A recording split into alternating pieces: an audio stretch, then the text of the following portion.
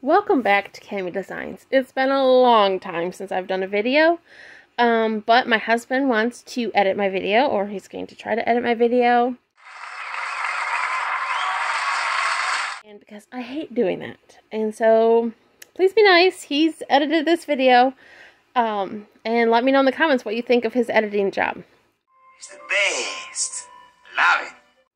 But on with what we're doing. So I'm going to show you how to do these socks. These are really simple. There's no really anything special with them. They're just short socks, like ankle socks. They take only one skein of this sock yarn. So this is what it is. It's Premier Wool Select, and it's already all got the pretty colors, and it just takes one skein of this. So I know sometimes yarn for socks can be expensive, so this is just a nice way to get a couple pairs of socks out of one skein of yarn. So the things I use to make this sock are little sock needles like this, and I've got a few different size ones, and they're just different by different makers. You could probably hear my dog clinking around in the background and my wood stove going. Squirrel. But, so I have some different sizes and these are all the same length, I think. And then I have some double pointed needles for when I get to like the toe or the heel. I can work on double pointed needles.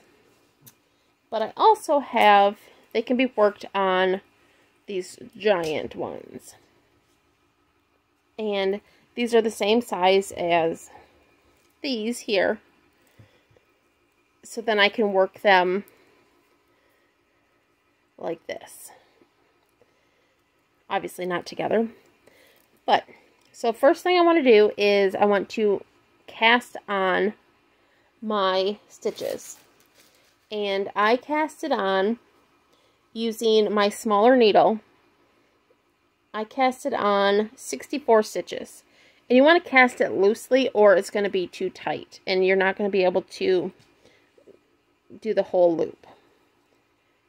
Like this. You want to be able to work in the round. So, let's get to it. Okay. So, I've got my needles here. And I'm using a 1.5. And that's in US measurements. And it's a little hard to see on some of these. I think it goes this way. So it's a 2.50 millimeter. If you are using the metric. There we go. So I'm going to use, to cast on, I'm going to use this and this together. Or I can use a long one of these. So what I'm going to do is first make my first loop here. And I don't want it too tight because I want to be able to fit both my needles in there. And it's been a while since I recorded videos, so it's taking a little getting used to. Oh, and I realized I want to switch my needles. You sure about that? Them to my different hands because I want to keep all the stitches I'm making onto this one. Like I said, it takes a little getting used to.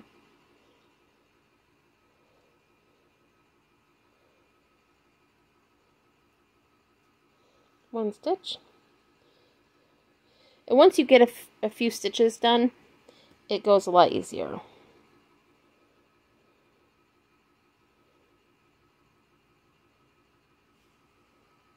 Okay.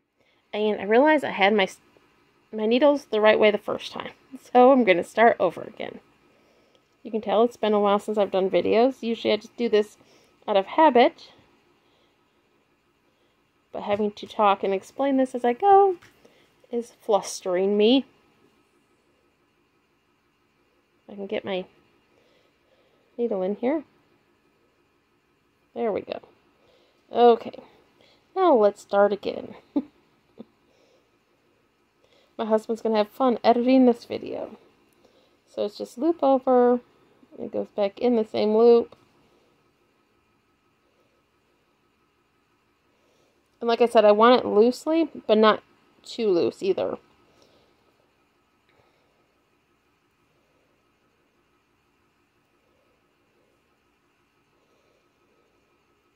And I'm not going to do all 64 stitches in the video.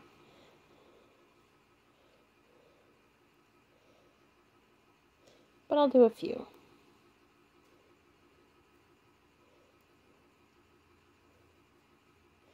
Because this will get boring, watching 64 stitches.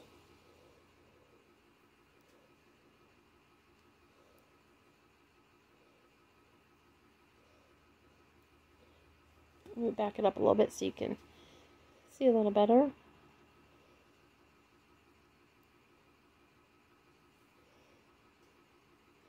I don't know how many I've done yet. I'm not keeping count yet. I don't normally count until I feel like I've gotten quite a bit on there. And then I'll go through and I'll count them.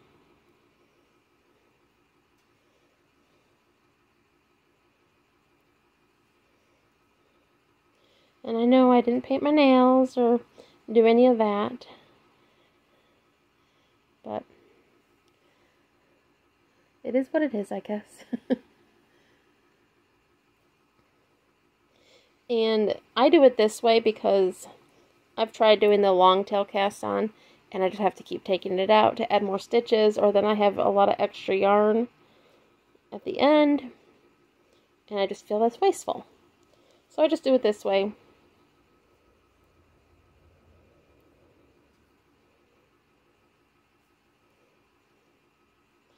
And now I'm just gonna pause this video, and then I'll be back when I have all my stitches, and I can show you how to join it, and then the next part. Okay, I'm back, and I've got my 64 stitches. Now it does look, I did it a little tighter than I originally wanted, but it will stretch, and the more rounds I do, it'll get easier to work. So here's my tail connected to my yarn. Now you just want to join it like you would anything, like a hat, anything you're working in around. So I'm going to go through this first stitch, and if you want, if you don't like here's my other one, you can see this is where I started. It jumps up a little bit. If you don't like that, add a second stitch. So if you add a second stitch, what you'll do, here I'll do it just to kind of show you here. Let me add another stitch here. So now I'll have 65 stitches. Put this thing in there. There. Now I have 65 stitches. Now, so you don't have that little bump on the, where you can see where you started. What you want to do is take this first stitch then, the very first stitch you did, and you want to knit in it like normal. But you want to take that last stitch you did, that extra stitch. Here, if I can get my needle in it here. And if I can stretch my yarn, go over it. Like that. And then it'll just hang there. But it actually makes it so you can't see that little starting stitch. And then you want a stitch marker. And I've got, I prefer these little ones, especially with doing socks because they're so thin. And they kind of don't get in the way. And now you just want to knit one. Like I said, it's a little tight. And then purl. And I'm going to have to keep feeding my yarn around until I can get a little play in it. And then knit.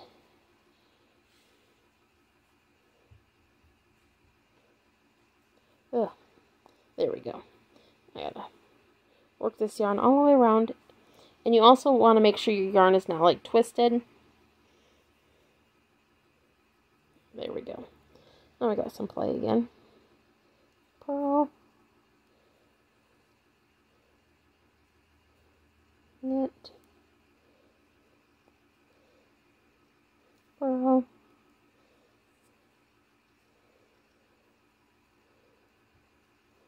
knit. And I'm going to work this around again just because it's getting tight.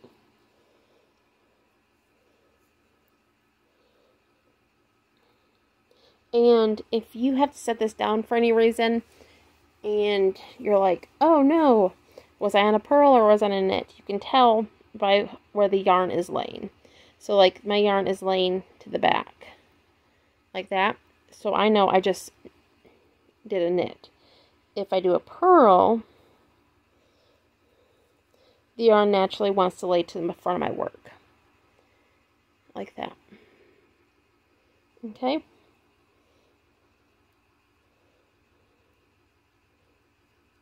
Knit, purl. And I'm only going to make this video about 15 minutes long, and I'll do it in parts. So, I'll just keep working this around. And like I said, it will loosen up. I'm actually getting more play in it the more stitches I do. So knit, purl, knit, purl.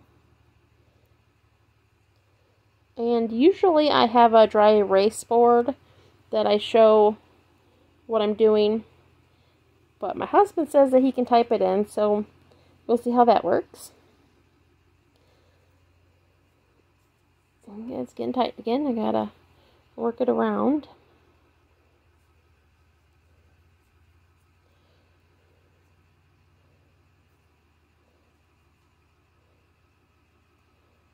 Knit, purl.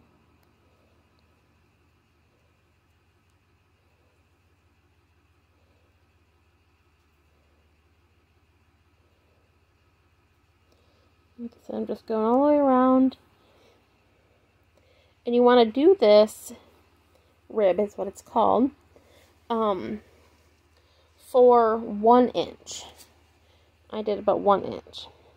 And if you don't have a tape measure on you, this is what I do. I just use this as a basic measurement. And I'm just like, yeah, that's roughly 1 inch. It's science. And then, once you do that, you want to knit 1 round with your smaller needles. And then you're going to switch to your larger needles. But what I do is I always knit 1 round with my small needle, just so then it just looks a little neater when you transition to your larger needles. And so I'll just, maybe with that, I'll finish doing this here, going around. I've not quite made it to my stitch marker yet. And I was on a knit, so now I'm doing a purl. And this sock, because it's just knit and purls and,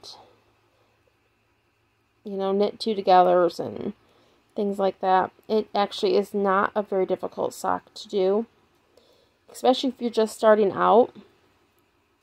And it also works up very fast. I have other socks that I have done since making videos that I have not done videos on. And I have not typed up the patterns yet to post them on Ravelry. But I will get those on there. And I will also, once this sock video series is done, I will have the pattern up on Ravelry if you would like to just buy the pattern. My patterns are not that expensive, and I use the money for my sales of my patterns to buy more yarn. Not that I don't have enough yarn. My husband would say I have plenty of yarn. But yarn is just so pretty. You just see something and you're like, I'm sure I'll make something out of that eventually. Right. But you can see how it's getting looser the farther I go. I'm not having to feed it around as much.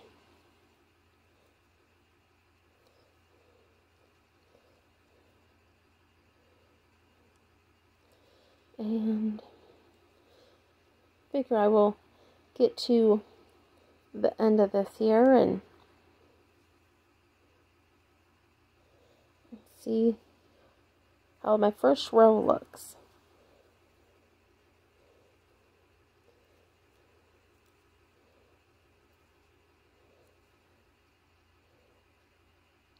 Almost there.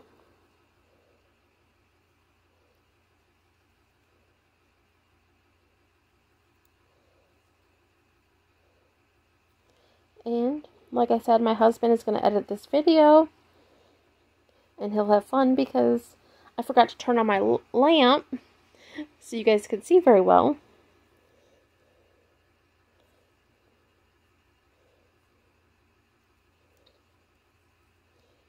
Now, if I did everything correctly, because I started on a pearl, I started on a knit, I should end on a pearl. And I did. I just move my stitch marker, and I just keep the same knit purl going on.